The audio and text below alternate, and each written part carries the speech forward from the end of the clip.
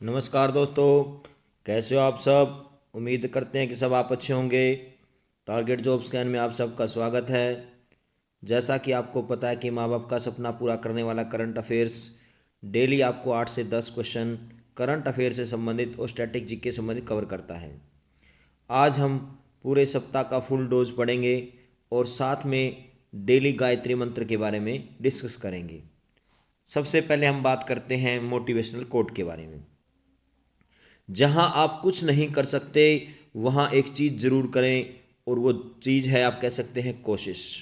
यानी लगातार आप कोशिश करेंगे, लगातार आप प्रयास करेंगे तो हर चीज़ आपके सामने बिल्कुल सफलता के साथ खड़ी रहेगी और आप अपने माँ बाप का सपना पूरा कर पाएंगे। दोस्तों, लगातार मेहनत करो, लगातार आप कह सकते हैं कोशिश करो, उसी में आपकी सफलता निश्चित है। अब बात करते हैं डेली गायत्री मंत्र डोज के बारे में। अनुच्छेद 46 में बताया गया कि पोषाहार सत्र और जीवन सत्र को ऊंचा करने तथा लोक स्वास्थ्य को सुधार करने का एक राज्य का कर्तव्य है। यह हमारे नीति निर्देशों के बारे में हमारा अनुच्छेद चला हुआ है, और इसमें अनुच्छेद 46 कहता है कि पोषाहार सत्र और जीवन सत्र को ऊंचा करने के लिए, लोक स्वास्थ्य को सुधार करने के लिए राज्य का कर्तव्य है। 48 अनुच्छेद में बताया गया कृषि और पशुपालन का संगठन करना, यह भी एक राज्य का कर्तव्य है। 48 का बहुत बार पूछा गया पर्यावरण का संरक्षण और संवर्धन और वन तथा वन्य जीवों की रक्षा करना, यह भी एक राज्य का कर्तव्य है, और ये 48 क में लिखा हुआ है, और ये क्वेश्चन बहुत बार रिपीट हो चुका है। 49 अनुच्छेद भी बड़ा इंपॉर्टेंट है। राष्ट्रीय महत्व के स्मारक स्थानों और वस्तुओं का संरक्षण करना, यह भी एक राज्य का कर्तव्य है। यानी कोई भी हिस्टोरिकल प्लेस है, कोई भी आप कह सकते हैं स्थान है, कोई भी एक जो वस्तु है उसका संरक्षण करना निश्चित है, तो वो राज्य का कर्तव्य है, और ऐसा अनुच्छेद 49 में लिखा हुआ है। ये भी क्वेश्चन कई बार रिपीट हो चुका है। 50 अनुच्छेद भी बहुत बार रिपीट हो चुका है। कार्यपालिका से न्यायपालिका का अलग करना बहुत बार पूछा जा चुका है।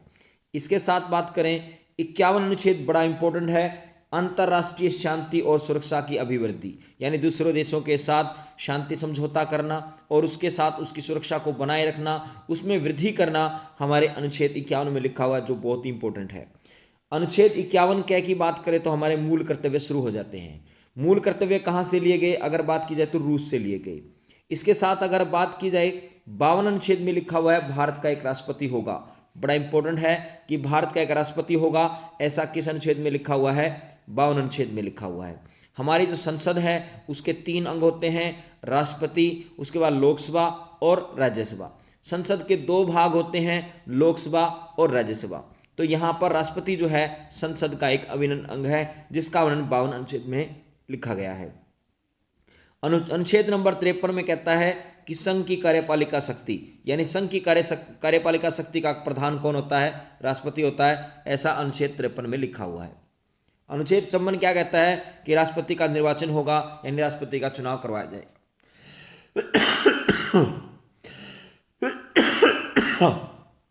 इसके साथ अगर बात की जाए, अनुच्छेद नंबर 55 राष्ट्रपति के निर्वाचन की रीति, कह सकते हैं कि राष्ट्रपति का जो निर्वाचन है उसकी रीति क्या रहेगी, उसको कैसे संपन्न करवाया जाएगा। अनुच्छेद 56 में लिखा हुआ राष्ट्रपति की पदावधि, यानी कितने साल के लिए राष्ट्रपति का चुनाव होगा, यानी आप कह सकते हैं राष्ट्रपति का जो पद होगा वो 5 साल के लिए सुशोभित किया जाता है। इसके साथ अगर बात की जाए 57 अनुच्छेद में, राष्ट्रपति का पुनर्निर्वाचन के लिए पात्रता, यानी राष्ट्रपति को दोबारा से चुना जा सकता है अगर उसने 5 साल पूरे कर लिए हो, तो वो डिपेंड करता है राष्ट्रपति के आचरण के ऊपर कि उसको दोबारा भी चुना जा सकता है, ऐसा अनुच्छेद 57 में लिखा हुआ है। 58 अनुच्छेद कहता है कि राष्ट्रपति को निर्वाचित होने के लिए योग्यताएं क्या होनी चाहिए, वो भारत का नागरिक होना चाहिए, 35 वर्ष की आयु पूरी कर चुका हो, पागल व दिवालिया ना हो, इस तरह की योग्यताएं होती हैं, उसका अनुच्छेद नंबर 58 में लिखा हुआ है। अनुच्छेद 59 में क्या लिखा हुआ है कि राष्ट्रपति के पद के लिए क्या शर्तें हैं, राष्ट्रपति के पद के लिए क्या शर्तें हैं, इसके बारे में अनुच्छेद 59 बताता है। 60 अनुच्छेद में लिखा हुआ है राष्ट्रपति द्वारा शपथ प्रक्रिया या प्रतिज्ञान, यानी राष्ट्रपति को शपथ देने का प्रावधान किस अनुच्छेद में, 60 अनुच्छेद में। 61 अनुच्छेद में राष्ट्रपति पर महाभियोग चलाने की प्रक्रिया है, केवल राष्ट्रपति को एक प्रक्रिया के द्वारा हटाया जा सकता है जिसका नाम है महाभियोग की प्रक्रिया, और वो कहाँ से ली गई, वो ली गई आप कह सकते हैं अमेरिका से। 62 अनुच्छेद में लिखा हुआ है, राष्ट्रपति के पद में रिक्ति को भरने के लिए निर्वाचन करने का समय और आकस्मिक रिक्ति को भरने के लिए निर्वाचित व्यक्ति की पदावधि, ऐसा 62 अनुच्छेद में लिखा हुआ है। इसी प्रकार से अगर बात करें 63 अनुच्छेद में भारत का उपराष्ट्रपति का पद बताया गया कि भारत में एक उपराष्ट्रपति होगा। हमारे उपराष्ट्रपति कौन है? अभी जगदीप धनखड़ आप कहते हैं हमारे उपराष्ट्रपति हैं। इसे राज्यसभा का सभापति भी कहा जाता है। अनुच्छेद 64 कहता है कि उपराष्ट्रपति का राज्यसभा का पदेन सभापति होता है। बड़ा इंपॉर्टेंट क्वेश्चन है। अनुच्छेद 64 में लिखा हुआ है कि उपराष्ट्रपति राज्यसभा का पदेन सभापति होता है। अनुच्छेद 65 में लिखा हुआ है कि राष्ट्रपति के पद में आकस्मिक रिक्ति के दौरान या उसकी अनुपस्थिति में उपराष्ट्रपति को राष्ट्रपति के रूप में कार्य करना और उसके कर्तव्यों का निर्वहन करना। यानी अगर राष्ट्रपति ने अपना त्यागपत्र दे दिया है तो किसे देगा? उपराष्ट्रपति को। तो उसके बाद उपराष्ट्रपति जो उस पर काम करता है उसका 19 अनुच्छेद में लिखा हुआ है, 65 अनुच्छेद में लिखा हुआ है। अनुच्छेद 66 में लिखा हुआ है कि उपराष्ट्रपति का निर्वाचन यानी उपराष्ट्रपति का चुनाव कैसे किया जाएगा, ऐसा अनुच्छेद 66 बताता है। 67 अनुच्छेद में लिखा हुआ है उपराष्ट्रपति की पदावधि कि उपराष्ट्रपति का कार्यकाल कितना होगा? 5 साल के लिए होगा, ऐसा अनुच्छेद 67 में लिखा हुआ है। इसके साथ अगर बात करें दोस्तों, जैसा कि आपको पता है कि आज 7 अप्रैल है, तो 7 अप्रैल को अगर बात की जाए 1945 को विश्व स्वास्थ्य संगठन की स्थापना हुई थी, यानी WHO की स्थापना हुई थी 7 अप्रैल 1945 को, जिसको विश्व स्वास्थ्य संगठन कहा जाता है। इसका हेडक्वार्टर कहाँ पर है? इसका हेडक्वार्टर है जिनेवा के अंदर। विश्व स्वास्थ्य संगठन को पहली बार कब मनाया गया कह सकते हैं? तो 7 अप्रैल 1950 को मनाया गया था। वर्तमान समय इसके अध्यक्ष कौन है? इथियोपिया के डॉक्टर हैं टेड्रोस, वो इसमें आप कह सकते हैं WHO के अध्यक्ष हैं। 2024 में विश्व स्वास्थ्य दिवस का आप कह सकते हैं थीम क्या है? तो आप कह सकते हैं मेरा स्वास्थ्य मेरा अधिकार, आप कह सकते हैं इसका थीम है। इसके साथ अगर बात की जाए दोस्तों, हाल ही में मालदीव के बाद किस देश ने इंडिया आउट अभियान तेज हो गया है? तो आप कह सकते हैं ये बांग्लादेश के बीच में हो गया है। यानी बांग्लादेश, मालदीव के बाद बांग्लादेश में इंडिया आउट अभियान तेज हो चुका है। और बांग्लादेश की अगर बात की जाए तो 1971 में बांग्लादेश आप कह सकते हैं नया देश बना। और बांग्लादेश के साथ भारत की सीमा की बात करें तो 3 बीघा कॉरिडोर सीमा लगती है। इसी प्रकार से अगर बात करें, बांग्लादेश ने अंडर 19 एशिया कप खिताब जीत लिया है। इसी प्रकार भारत और बांग्लादेश की नौसेना ने बंगोसागर 23 का आप कह सकते हैं आयोजन किया। यानी आप कह सकते हैं बंगोसागर एक्सरसाइज जो है किन 2 देशों के बीच में होती है? तो भारत और बांग्लादेश के नौसेना के बीच में होती है। इसी प्रकार से अगर बात करें, बांग्लादेश के संस्थापक कौन है? ये बहुत बार पूछा गया है। या बांग्लादेश का जनक किसे कहा जाता है? तो ये कहा जाता है शेख मुजीबुर रहमान को बांग्लादेश का जनक कहा जाता है। वो किसके अध्यक्ष रहे हैं? अवामी लीग के अध्यक्ष रहे हैं। पाकिस्तान के खिलाफ शस्त्र संग्राम की अगुवाई करते हुए बांग्लादेश को मुक्ति दिलाई थी किसने? शेख मुजीबुर रहमान ने मुक्ति दिलाई थी। और बांग्लादेश के प्रथम राष्ट्रपति बने और बाद में यहाँ के प्रधानमंत्री भी बने। वे शेख मुजीब के नाम से प्रसिद्ध भी थे और उन्हें बंगबंधु की पदवी भी दी गई थी। और 1975 ईस्वी में उसकी क्या कर दी गई? हत्या कर दी गई। इसके साथ अगर बात की जाए दोस्तों, बांग्लादेश की आज़ादी का आप कह सकते हैं आज़ादी कब मनाई जाती है? तो 26 मार्च 1971 को पूर्वी पाकिस्तान को आज़ाद करके बांग्लादेश आप कह सकते हैं नया देश बनाया गया, या बांग्लादेश आप कह सकते हैं नया देश की घोषणा की गई। और इसके बाद से बांग्लादेश में लगभग 26 मार्च को अपना स्वतंत्रता दिवस मनाना शुरू किया। इसके साथ अगर बात की जाए, भारत कब आज़ाद हुआ? भारत 15 अगस्त 1947 को आज़ाद हुआ। पाकिस्तान कब आज़ाद हुआ? 14 अगस्त 1947 को आज़ाद हुआ। अमेरिका कब आज़ाद हुआ? 4 जुलाई 1776 को आज़ाद हुआ। बहुत बार क्वेश्चन पूछा गया, अमेरिका अपना स्वतंत्रता दिवस कब मनाता है? तो 4 जुलाई को मनाता है। बांग्लादेश की अगर बात की जाए तो आप कहते हैं 26 नवंबर 1971 को। अफगानिस्तान की अगर बात की जाए तो 27 मई 1919 को आज़ाद हुआ। इंडोनेशिया की अगर बात की जाए तो 17 अगस्त 1945 को। और फिनलैंड की अगर बात की जाए तो 6 दिसंबर 1917 को आज़ाद हुआ। इसी प्रकार से अगर बात करें, महाराष्ट्र भूषण पुरस्कार 2024 किसे दिया गया? तो डॉक्टर प्रदीप महाजन को मिला है। महाराष्ट्र सरकार ने स्वास्थ्य और शिक्षा के क्षेत्र में AI के उपयोग के लिए गूगल के साथ समझौता किया है। यानी आप कह सकते हैं महाराष्ट्र सरकार ने स्वास्थ्य और शिक्षा के क्षेत्र में आर्टिफिशियल इंटेलिजेंस के उपयोग के लिए गूगल के साथ क्या कर लिया है? समझौता कर लिया है। 27वें राष्ट्रीय युवा महोत्सव का आयोजन कहां पर किया गया है? महाराष्ट्र के नासिक में किया गया है। बड़ा इंपॉर्टेंट क्वेश्चन है। इसके साथ साथ अगर बात की जाए, हाल ही में भारत की पहली आर्टिफिशियल इंटेलिजेंस आधारित फिल्म का ट्रेलर कहां पर लॉन्च हुआ है? इसका नाम क्या है? तो इसका नाम है आप कह सकते हैं इराहा। इसके साथ अगर बात की जाए, 100% घरेलू नल जल कनेक्शन हासिल करने वाला उत्तरी पूर्वी राज्य कौन सा बन गया? अरुणाचल प्रदेश बन गया। यानी उत्तरी पूर्वी राज्यों में अगर बात की जाए सबसे बड़ा राज्य कौन सा है? अरुणाचल प्रदेश है। तवांगचू टाइडस इंटरनेशनल काइकिंग चैंपियनशिप 2024 किसने जीत ली? आप कहते हैं कहां पर आयोजित की गई? तो अरुणाचल प्रदेश में आयोजित की गई।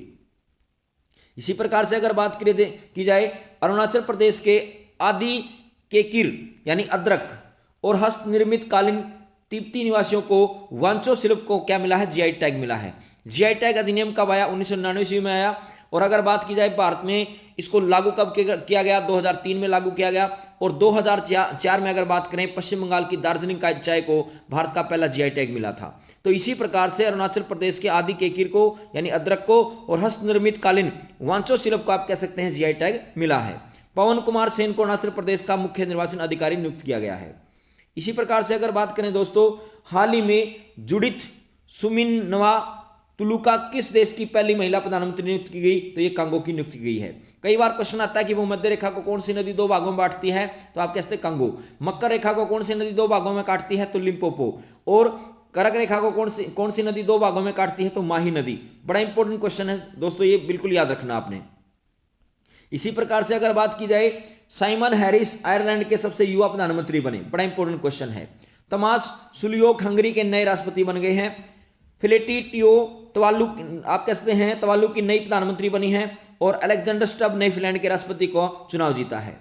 इसी प्रकार से अगर बात की जाए ओजोस वेक्टोनोव कजाकिस्तान के नए प्रधानमंत्री नियुक्त किए गए। नायब बुकले अल्वासडोर के फिर से आप कह सकते हैं राष्ट्रपति बने हैं। इसी प्रकार से अगर बात करें दोस्तों, हाल ही में किसने FISME के नए अध्यक्ष के रूप में कार्यभार संभाला है? तो आप कह सकते हैं संदीप जैन ने यह कार्यभार संभाला है। इसी प्रकार से अगर बात करें स्ट्रेटेजी के क्वेश्चन को कवर करते हैं, जैसे गुरु रामदास इंटरनेशनल एयरपोर्ट कहां पर है? तो आप कह सकते हैं अमृतसर पंजाब में है। लोकप्रिय गोपीनाथ बारदोली इंटरनेशनल एयरपोर्ट कहां पर है? गुवाहाटी के अंदर है। वीर सावरकर इंटरनेशनल एयरपोर्ट कहां पर है? पोर्ट ब्लेयर में है। चौधरी चरण सिंह इंटरनेशनल एयरपोर्ट कहां पर है? लखनऊ में है। लाल बहादुर शास्त्री इंटरनेशनल एयरपोर्ट कहां पर है? वाराणसी में। दोस्तों यहां से संबंधित 1 से 2 क्वेश्चन हर एग्जाम में पूछा जाता है।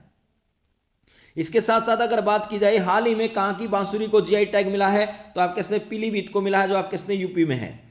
इसी प्रकार से अगर बात करें दोस्तों, किस राज्य के राज्यपाल ने परमवीर चक्र उद्यान का उद्घाटन किया है? तो ये किया तमिलनाडु के आप कहते हैं राज्यपाल ने परमवीर चक्र उद्यान का उद्घाटन किया है। इसी प्रकार से अगर बात करें, तमिलनाडु सरकार ने परिवार को उत्थान के लिए निगल नालमा योजना शुरू की है। तमिलनाडु के मुख्यमंत्री ने एक राष्ट्र एक चुनाव और परिसीमन प्रक्रिया के खिलाफ प्रस्ताव पेश किया। बहुत इंपॉर्टेंट क्वेश्चन है और कई बार ये पूछा जा चुका है। इसी प्रकार से अगर बात करें, आदिवासी महिला श्रीपति तमिलनाडु की सिविल जज बनी है। हुंडई और IIT Madras Tamil Nadu hydrogen innovation valley स्थापित करेंगे। टाटा पावर ने तमिलनाडु के 70,000 करोड़ रुपए के निवेश की घोषणा की है। यानी टाटा पावर ने तमिलनाडु में 70,000 करोड़ रुपए के निवेश की घोषणा की है। इसके साथ बात करते हैं दोस्तों, हाल ही में किस देश के वैज्ञानिकों ने कृत्रिम सूर्य में 100 मिलियन डिग्री सेंटीग्रेड का तापमान 48 सेकंड तक मेंटेन करने का रिकॉर्ड बनाया है? तो उस देश का नाम है दक्षिणी कोरिया। अगर पूछा जाए कृत्रिम सूर्य किसने तैयार किया? तो कृत्रिम सूर्य तैयार किया है चीन ने। इसके साथ साथ अगर बात की जाए, दक्षिणी कोरिया ने कुत्ते के मांस की खपत और बिक्री पर प्रतिबंध लगाने वाला विधेयक पारित किया है। दक्षिणी कोरिया दुनिया के सबसे बड़े चिप सेंटर का निर्माण करेगा और ओसिनिक सिटी नामक तैरता हुआ शहर साउथ कोरिया में स्थापित किया जा रहा है। येसुक येलो दक्षिणी कोरिया के नए राष्ट्रपति बने हैं। इसी प्रकार से बात करते हैं कि जर्मनी के शोधकर्ताओं ने बाल्टिक सागर में लगभग 1 किलोमीटर लंबी पत्थर की दीवार खोजी है। जर्मनी ने पोलैंड को हराकर यूनाइटेड कप 2024 का खिताब जीत लिया। और जर्मनी ने दृष्टिबाधित लोगों को निशानेबाजी करने के लिए उपकरण विकसित किए हैं। इसी प्रकार से अगर बात करें, बैंक ऑफ महाराष्ट्र के MD और CEO के रूप में किसे नियुक्त किया गया है? तो यह किया गया निधु सक्सेना को।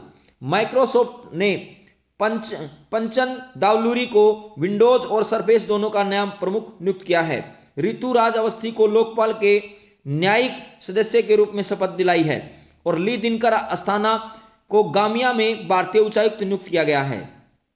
इसी प्रकार से बात करते हैं दोस्तों, शेफाली सरन ने PIB के प्रधान निदेशक के रूप में कार्यभार संभाला है। आयश्री दास वर्मा ने फिकी महिला संगठन के अध्यक्ष का पद संभाला है। ATM के नए अध्यक्ष अर्नव चटर्जी को बनाया गया है।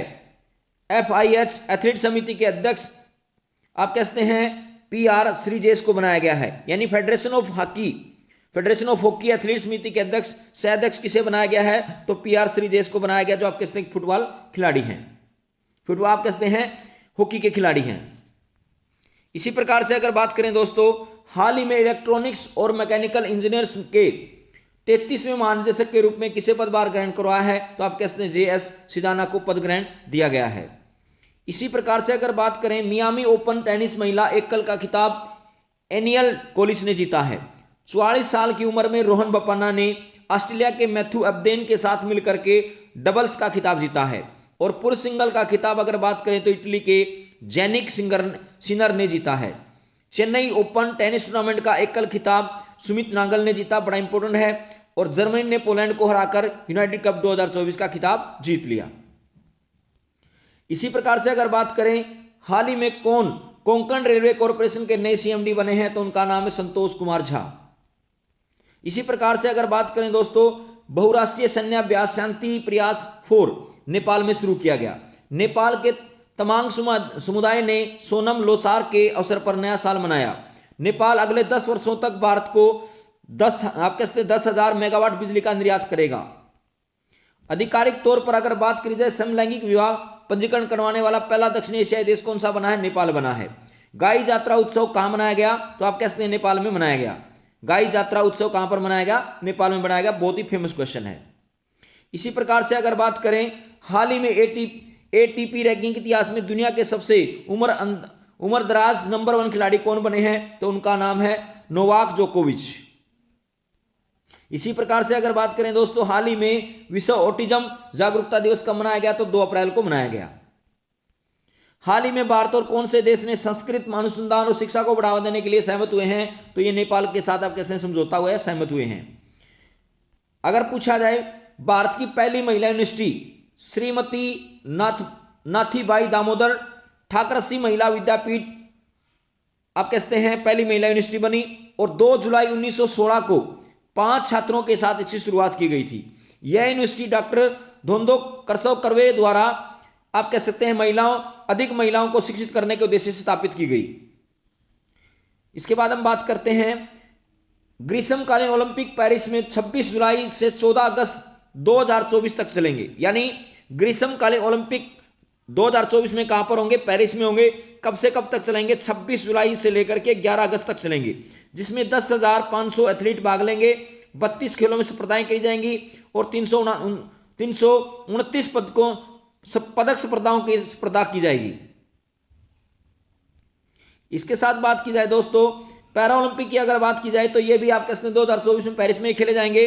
28 अगस्त से 8 सितंबर 2024 तक चलेंगे, जिसमें 22 खेलों में 4400 एथलीट आप कहते हैं भाग लेंगे। 549 पदक स्पर्धाएं शामिल होंगी और लगभग आप कह सकते हैं इस ओलंपिक में 206 देशों का और पैरा ओलंपिक में अगर बात की जाए तो 184 देशों का प्रतिनिधित्व रहेगा।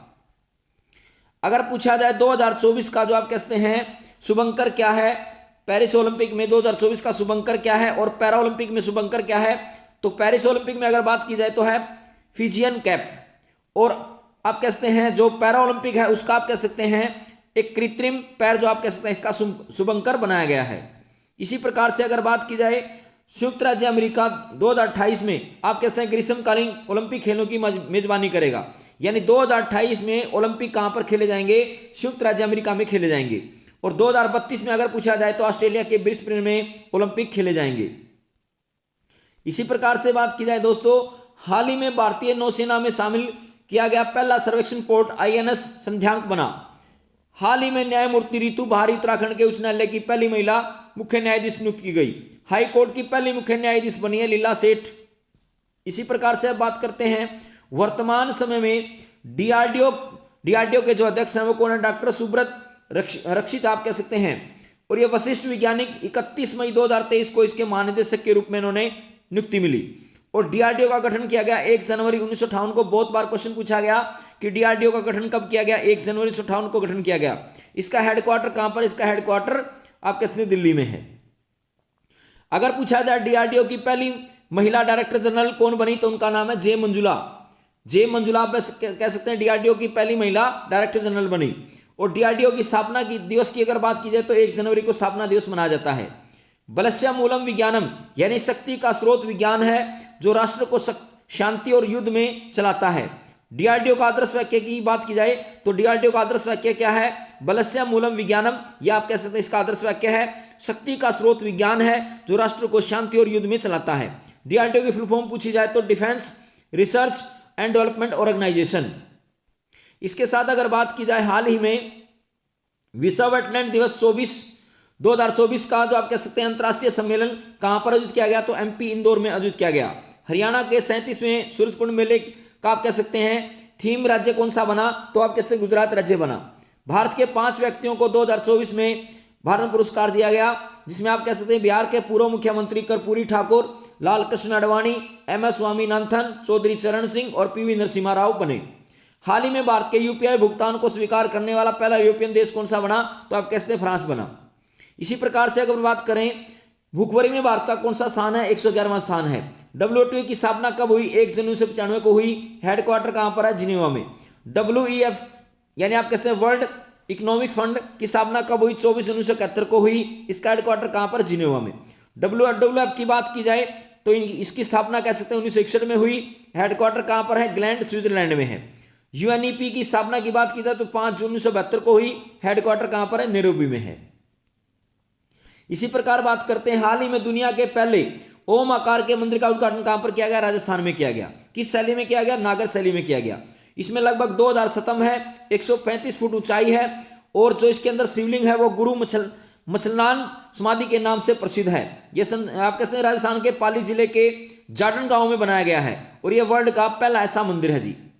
इसके साथ अगर बात की जाए वर्ल्ड वाइड फंड की स्थापना कब हुई? 1961 में हुई। इसका हेडक्वार्टर कहां पर? ग्लैंड स्विट्जरलैंड में है। वर्ल्ड इकोनॉमिक्स फंड की स्थापना कब की गई? 1971 में की गई। इसका मुख्यालय कहां पर है? जिनेवा में है। वर्ल्ड ट्रेड ऑर्गेनाइजेशन की स्थापना कब की गई? 1995 में की गई। इसका हेडक्वार्टर कहां पर है? जिनेवा में है। ये आप कहते हैं स्लाइड दोबारा से रिपीट हुई है दोस्तों, बिल्कुल आप इसको अच्छे ढंग से तैयार कर लेना। इसके साथ अगर बात की जाए अंतर्राष्ट्रीय श्रम संगठन की बात की जाए, ILO की बात की जाए तो आप कह सकते हैं इसकी स्थापना 1919 में की गई और किस संधि के द्वारा की गई? वर्साइल की संधि के द्वारा की गई। इसके साथ अगर बात की जाए दोस्तों 1969 ईस्वी में ILO जो है इसको नोबेल का शांति पुरस्कार के लिए आप कह सकते हैं चुना गया था और या आप कह सकते हैं दिया गया और इसका मुख्यालय कहां पर है? जिनेवा में है। भारत आप कह सकते हैं ILO का संस्थापक सदस्य है। 1922 ईस्वी में स्थायी सदस्य बना और भारत में पहला ILO कार्यालय की बात की जाए तो 1928 में खोला गया और ILO के सदस्य देश की बात की जाए तो कितने हैं? 187 सदस्य देश हैं। इसके साथ अगर बात की जाए CCI सुनकर क्लासिकल का टाइटल किसने जीता है? तो ये जीता पंकज अडवाणी ने। विश्व चैंपियन पंकज अडवाणी ने मुंबई में CCI सुनकर क्लासिकल के दौरान अपना दबदबा कायम रखते हुए टाइटल अपने नाम कर लिया। फाइनल में पंकज ने कमल चावला को 8-3 से हरा दिया। पंकज अडवाणी ने पिछले 2 वर्षों में CCI सुनकर क्लासिकल का खिताब जीता। अब बिलियर्ड्स का खिताब इन्होंने बरकरार रखा। इसके साथ अगर बात की जाए नाटो रूस के साथ युद्ध में यूक्रेन का समर्थन करने के कितने अरब यूरो का फंड तैयार कर रहा है? तो लगभग 100 अरब यूरो आप कहते हैं फंड तैयार कर रहा है। इसके साथ अगर बात की जाए नाटो क्या है? नॉर्थ अटलांटिक ट्रीटी ऑर्गेनाइजेशन है, यानी इसको बोलते हैं उत्तरी अटलांटिक संधि संगठन ने एक प्रस्ताव के तहत अपनी मौजूदा नीति में बदलाव करते हुए रूस के साथ युद्ध में यूक्रेन का समर्थन करने के लिए 5 साल के लिए 100 अरब यूरो का फंड तैयार कर रहा है। नाटो महासचिव जेनस स्टोलनटेनबर्ग ने यह प्रस्ताव रखा। इसमें 32 पश्चिमी देशों का सैन्य संगठन नाटो यूक्रेन को सहायता देने के लिए सबसे आगे हो जाएगा। नाटो 32 सदस्य देशों का एक समूह आप बोल सकते हैं। इसमें 30 यूरोपियन देश और 2 उत्तरी अमेरिकी देश आप कह सकते हैं शामिल हैं और इसकी स्थापना आप कह सकते हैं 4 अप्रैल 1929 को हुई और इसका हेडक्वार्टर कहां पर? इसका हेडक्वार्टर ब्रुसेल्स में। इसके साथ अगर बात की जाए अंतर्राष्ट्रीय खदान जागरूकता दिवस हर साल कब मनाया जाता है? 4 अप्रैल को मनाया जाता है। इसके साथ अगर देखा जाए अंतर्राष्ट्रीय खदान जागरूकता प्रतिवर्ष 4 अप्रैल को मनाया जाता है। यह दिवस खदान लैंडमाइंस संबंधी गतिविधियों को मानवता के लिए इसके खतरे और बचाव के लिए जागरूकता के लिए मनाया जाता है और यह दिवस पहली बार 2006 में बनाया गया। कई बार क्वेश्चन पूछा जाता है अंतर्राष्ट्रीय खदान जागरूकता दिवस पहली बार कब मनाया गया? तो 2006 में बनाया गया। इसके साथ अगर पूछा जाए नेशनल मैरीटाइम डे प्रतिवर्ष कब मनाया जाता है? तो ये मनाया जाता है 5 अप्रैल को। इसके साथ अगर बात की जाए राष्ट्रीय समुद्री दिवस यानी नेशनल मैरीटाइम डे हर साल 5 अप्रैल को मनाया जाता है। यह देश के अंतर्राष्ट्रीय व्यापार और आर्थिक विकास में समुद्री क्षेत्र को महत्व को बताता है। यह दिवस पहली बार 5 अप्रैल 1964 को बनाया गया। बहुत इंपॉर्टेंट क्वेश्चन है कि राष्ट्रीय समुद्री दिवस कब मनाया गया पहली बार? तो 5 अप्रैल 1964 को बनाया गया। राष्ट्रीय समुद्री दिवस 2024 का थीम है भविष्य को नेविगेट करना, सुरक्षा पहले। इसके साथ अगर बात की जाए विश्व बैंक समूह ने हाल ही में किसे आर्थिक सलाहकार पैनल का सदस्य नियुक्त किया है? तो उनका नाम है राकेश मोहन। इसके साथ अगर बात की जाए विश्व बैंक समूह ने हाल ही में भारतीय रिजर्व बैंक के पूर्व डिप्टी राकेश मोहन को आर्थिक सलाहकार पैनल का सदस्य नियुक्त किया गया है। नई दिल्ली में स्थित think tank centre for social and economic progress ने यह जानकारी दी है। वर्तमान में राकेश मोहन प्रधानमंत्री के आर्थिक सलाहकार परिषद के अंशकालिक सदस्य भी हैं।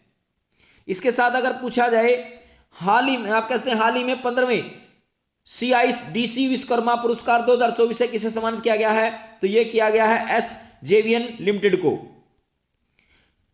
इसी प्रकार से अगर बात की जाए निर्माण उद्योग विकास परिषद द्वारा स्थापित 15वें CIDC विश्वकर्मा पुरस्कार 2024 से SJVN लिमिटेड ने 2 प्रतिष्ठित पुरस्कार जीते हैं। SJVN को सामाजिक विकास और प्रभाव पैदा करने के लिए अचीवमेंट अवार्ड और CIDC partners in programmes trophy से सम्मानित किया गया है। इसी के साथ अगर बात की जाए RBI ने लगातार 7वीं बार रेपो रेट को किस दर पर बरकरार रखा है? तो आप कह सकते हैं 6.50% पे आप कह सकते हैं बरकरार रखा है। भारतीय रिजर्व बैंक के गवर्नर शक्तिकांत दास ने आज एक प्रमुख बयान में बताया कि ब्याज दरों पर मौद्रिक नीति समिति के फैसले की घोषणा की और RBI ने लगातार 7वीं बार रेपो रेट में कोई बदलाव नहीं किया और इसे 6.50% पर बरकरार रखा है। और RBI की मौद्रिक नीति समिति ने 5:1 बहुमत से इस नीति का फैसला लिया है। इसी प्रकार से अगर बात करें हाल ही में अब्दुल अल फतेह सीसी किस देश के तीसरी बार राष्ट्रपति बने हैं? तो ये बने हैं मिस्र के। हाल ही में रवि कोटा ने किस राज्य के मुख्य सचिव का पदभार संभाला है? तो असम के मुख्य सचिव का पदभार संभाला है। इसी प्रकार से अगर बात की जाए हाल ही में किस देश ने केवल भारतीय पर्यटकों के लिए ई वीजा की सुविधा प्रदान की है? तो जापान ने शुरू की है। हाल ही में कार्गो वॉल्यूम के मामले में भारत का सबसे बड़ा बंदरगाह कौन सा बन गया? तो पारादीप बंदरगाह बन गया, जो आप कहते हैं उड़ीसा में है।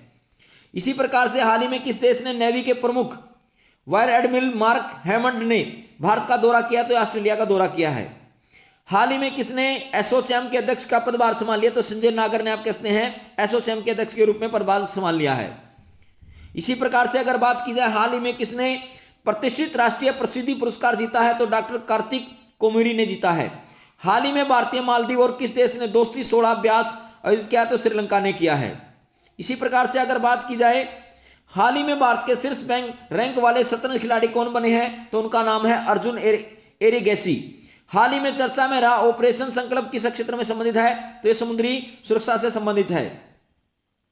हाल ही में आप कह सकते हैं हिंदुस्तान एरोनॉटिक्स लिमिटेड ने किस देश को डोनियर 228 विमान सौंपे हैं? तो ये गुयाना को सौंपे हैं। हाल ही में टाटा इंटरनेशनल ने किसे प्रबंधक निदेशक के रूप में नियुक्त किया है? तो राजीव सिंघल को आप कह सकते हैं नियुक्त किया गया है।